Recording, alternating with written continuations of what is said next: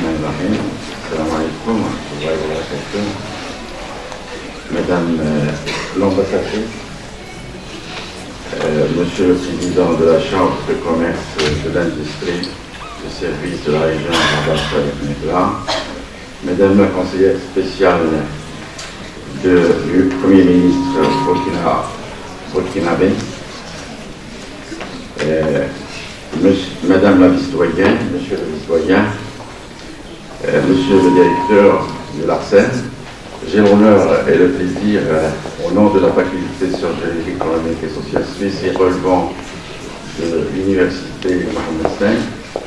de vous souhaiter la bienvenue au sein de notre établissement dans le cadre de l'organisation de la deuxième édition des Journées africaines, et le thème de cette année comme le thème de l'année dernière, il porte bien sûr sur l'interaction entre investissement et emploi, notamment dans une perspective africaine avec la participation de nos frères et amis africains originaires de l'Afrique subsaharienne,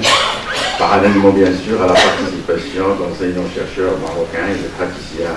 marocains et d'acteurs socio-économiques marocains. Et il va sans dire que c'est un mot de bienvenue. Je ne peux pas empiéter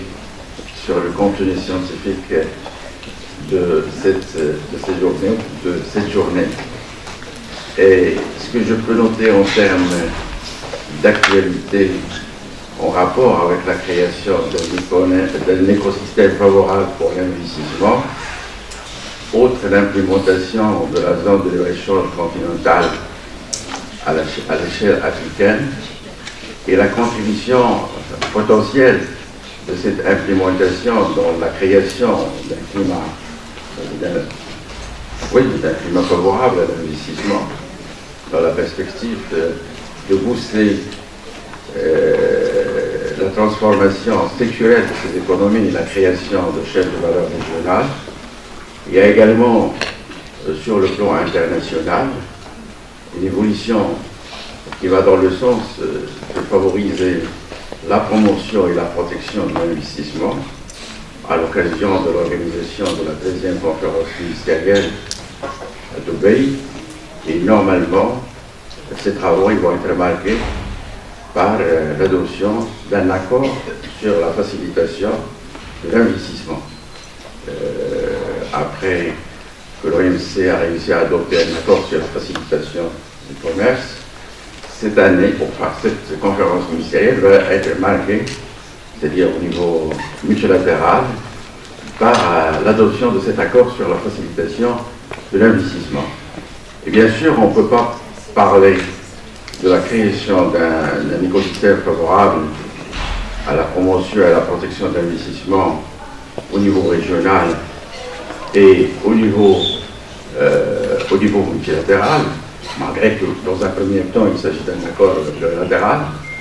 il va se multilatéraliser au fur et à mesure, comme on dit, sans mentionner ce qui s'est passé au niveau national ces derniers temps, avec l'adoption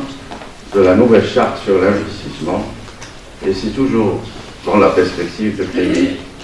ce climat favorable, ce système favorable à l'investissement, et surtout à l'investissement productif, qui a rapport avec la problématique soulevée par cette manifestation scientifique, à savoir l'interaction entre l'investissement et l'emploi, parce que parmi les objectifs assignés dans les incitations prévues par cette nouvelle charte d'investissement, il y a bien sûr la réduction des inégalités spatiales et sociales, et surtout il y a des incitations pour encourager une sorte de développement durable et inclusif, basé sur l'implication pas seulement des grandes entreprises, mais également des petites et des moyennes entreprises, tant sur le plan national que sur le plan international. Donc je ne peux pas dire davantage. Je souhaite plein succès à votre travail.